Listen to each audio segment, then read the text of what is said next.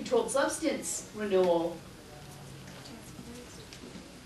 then it goes back to the state. then it would be police. It would have to be policed right there. But the CMAQ has also put advisories out regarding 12 lead capability and title, and that is not part of my recertification packet that I have to prove those capabilities. They put that out as the standard, and while enforcement, actual enforcement may be difficult, it's if they get in trouble and somebody points out in court what the standard was and you didn't meet the standard, that's what they have, that's what the services that don't have to think about. So, but I think that's a rare, that admittedly is a rare occurrence, but that's, you know, that's. And that is why, like, Hudson Valley is starting to put their, anybody who wants to become ALS has to prove to the REMAC that you have the capabilities, the training, and the structure to be ALS. That you say, you certify that you have a monitor that's capable of, that you have, you know, training, that you have the things to be an ALS agency. But then again, you have what's Mountain Lakes at 6%. That's a pretty good number. He's talking about being an ALS agency. In Dana's case, Dana works in this field all the time. Right. His area might only have 2 ALS providers. Who's to take away from the one person who has a heart attack when he's home of getting ALS treatment faster than having to wait if he's, you know, not home, or taking the ability away from him? Right. It's like saying any of the doctors can't help someone as a bystander for emergencies that happen. You're preaching to the choir. Is there any action do you want this council to take, or that this council could take, that would sort of give you sort of the opinion of this group? Well, that would be up to you. I mean, my concern today was just to get information out and get people thinking about it and talking about it.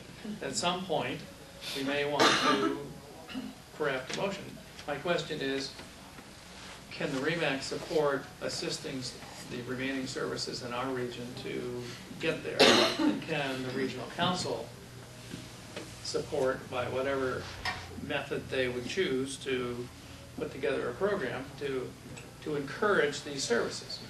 I think maybe it's a little premature to go there, depending on what information I can find out through the tag, and what we can get the CMAQ to think about further about this. I think that's the important thing about this, is that I think it's really going to get everybody thinking about this, because there are issues that are related to population and geography and that have to be considered in different areas of the state.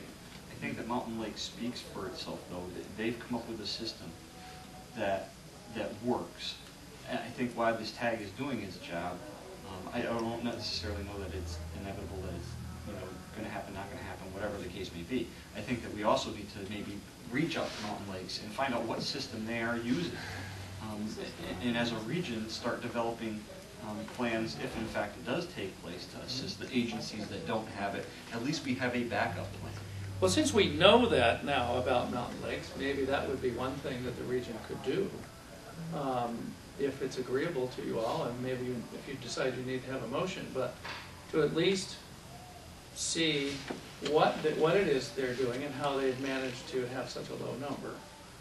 I would think within our 3-region area, they and well, Albany is, Hudson Mohawk is 14.7%. That might be a little bit different, but anyway, I think it would be worthwhile doing that. It's up to you as a region. A lot of Mountain Lakes, a lot of their agencies do have narcotics, but they don't have the providers to push them. Their standard for ALS and ILS is an intermediate, and pray and hope that they get a critical care tech. There are very few paramedics. But a lot of agencies do have narcotics, but they're not. Well, that's what we would like to know. A lot of agencies got to contact. How are they doing it? How do they share that responsibility? How do they get the people to take the responsibility? Who's in charge? You know, I believe the region helps them out. And that's what we need to find out. And I guess the other thing that the regional council might do, and I don't know if you want to do it today, but you might want to do it in your next meeting or two, is to make a commitment to kind of look into this on our regional basis which is what we're hoping that the tag will engender among different regional councils to help us in our outreach to these services to see what could be done. I think If there are legitimate reasons why they can or why they don't want to, we need to hear that. If it is something that they can be assisted with to sort of get through or get over and get into and do, then maybe we can assist them to do that. So I would encourage you to do that, and certainly to look at Mountain Lakes to see just what they're doing up there and how they've managed to, in a far-flung, much more rural and remote area than we have in many respects, except for Hamilton County, of course. Everybody always says, oh, we always make an exception. Yeah. How that happens in Mountain Lakes. Mark Spezio is probably the one you want to contact, Cambridge, because you won't get a hold of anybody at their regional headquarters. You can never get a, but Mark Spezio does a lot. He's where? He's out of Cambridge EMS. Okay. I'll make some inquiries of Travis Howe, too. Travis is the director. That's right, yeah. I'll give Travis a call and pick his brains a little bit about this. Okay. I think it would be a good idea to find out from the other regions, you know, through their REMS go. As far as agency surveys, we have a very, very poor response when it comes to agency surveys. We discussed that, yeah. And you think about, you know, agency surveys, usually the agency, whatever agency that does respond, is usually by one person in their agency. So you're basically probably going by their opinion than they are going by the agency as a whole.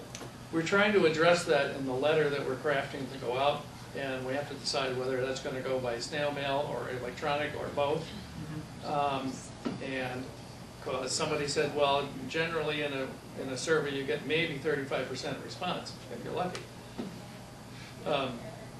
We certainly would need a higher percentage than that.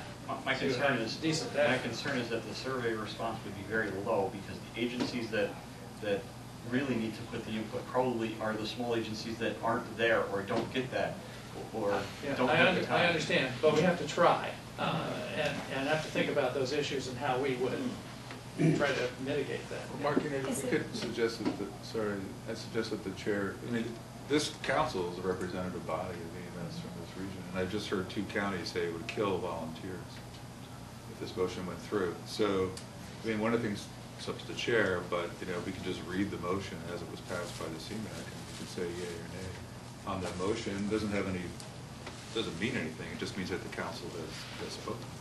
And you can take that back for what it's worth. That's fine, if that's what you want to do. Would it be, because I'm just one representative from Otsego County, would it be too late if a month from now when we have our next meeting to bring it back for a vote? No. So that we can take it back to our counties and get their feelings on it, and then? That's what I think you probably ought to do, because That's what I would recommend. next meeting or even 2 meetings from now, I mean, it's just. It's just a sentiment, right, brought back by representatives from the EMS in the region. Right, that's what I need to hear. And when you're talking to them, if you tell them that we're hoping to get this survey out in the next few weeks, so they get a little heads up about it. We're talking about 17 agencies in AAREMS. According to the data, there are 47 ALS ambulance agencies in the AAREMS region and 4 ALS first response. You have 100% controlled substance plan programs with the ALS first response. Right. 17 of the 40, no, I'm sorry, it's more than that. It's 17 of the 47 have controlled substances. Right, that's the 63% Yeah. that don't, right. So you're talking, yeah, but you have to reach out to those, we have to make sure that we get the survey out to those that don't have, but it's 20 agencies. Try to get from them, Yeah. you know, what's stopping you from getting narcotics, you know, what is? Well, we have narcotics. It's our neighbors, and we have a neighbor that has one ALS provider that never shows up to anything, and that agency. And look at it from an agency And she, if standpoint. it's who I think it is, she won't want the responsibility. You're exactly right. So look at it from an agency standpoint. Is it fair to tell your community, you're an advanced level service provider when you can't provide it. But I'm not pushing anybody or I pushing understand buttons, that, I'm but just on the saying. flip hand of that, that's the same agency that I went into an agreement with, from my volunteer agency to their volunteer agency, came in front of this council, it was approved. We had put an ALS drug bag in their ambulance, and instead of taking our ambulance out of service, which the other ALS provider could use, I can go over and use that ALS equipment. I mean, is Now, that- if we take that ALS out of service, now I'm taking an ambulance out of service. Is that feasible? Is that an allowable model though? I mean, can we It do that? was in our approved state? by this council. Well, by the state, who knows what was allowed within the region. Though there's a good answer. The state, You know, the as long state as it's sent not us an issued. email giving us permission to do it. Well, maybe we can work that angle too with agencies, the smaller ones that. And that's the other issue. There are other ways to fix this problem if they're acceptable to the CMAQ. I'm Sorry. kind of wondering, would an agency survey be the way to go, or would a survey of all the ALS providers be the better way to go? I think a survey of maybe. I think you're all gonna of become them. too cumbersome and not keep moving this forward if you Right. try But to I go don't think down an the agency road. survey, I really don't think an agency survey is gonna give you the right answer, because we get maybe 20–30% response from all the surveys that we do. Well, As the head of an with- agency, I don't know if I would want, I don't know if I would want a voice from within my agency making the determination on what I feel logistically might be a problem. Yeah, I think we have to stick with the agency. I agree there may be a dearth of responses, but we'll have to deal with that when we get it. Well, I was thinking, I know that you're saying that surveys don't always get answered, circular filed or something like that. But, you know, what about a follow-up to any of the agencies that didn't respond as a verbal telephone visit or Yes, something of right. that nature to ensure 100% compliance with the information? Yep. Yeah, thank you, that helps. I'll mention that. Now I'll have it broken down by county very shortly. I don't want to belabor this. I wanted you to know what was going on and what we're trying to do about it, and trying to get you involved in it. And it's pretty clear that people have opinions and thoughts about it. And the folks on the tag are very thoughtful. The emails have been very thoughtful about this. So I'm hopeful that we'll come up with something that will be useful. So if you can help me out, I'll really appreciate it. I think it'd be a good idea, I mean, if we're going to do an agency survey, do that, get the results of the survey, and maybe bring this back to this council, as Dr. Leinhardt suggested, and for this council to do a vote, whether yea or nay, and I would say the May meeting. That'll give you, 60 days to think about it and make a decision. That's good. Yeah, my email is very simple. It's mczeke@hotmail.com. mczeke@hotmail.com. If you'd like to give me some anecdotal feedback, I would really appreciate it. So, thank you, Mr. Chairman, for the opportunity. Thank you. Do we have any other new business? No, the only other thing was that Phil and Joe and I visited an agency, a very small agency in Hamilton County that's having consistent problems putting ambulance on the road because of personnel.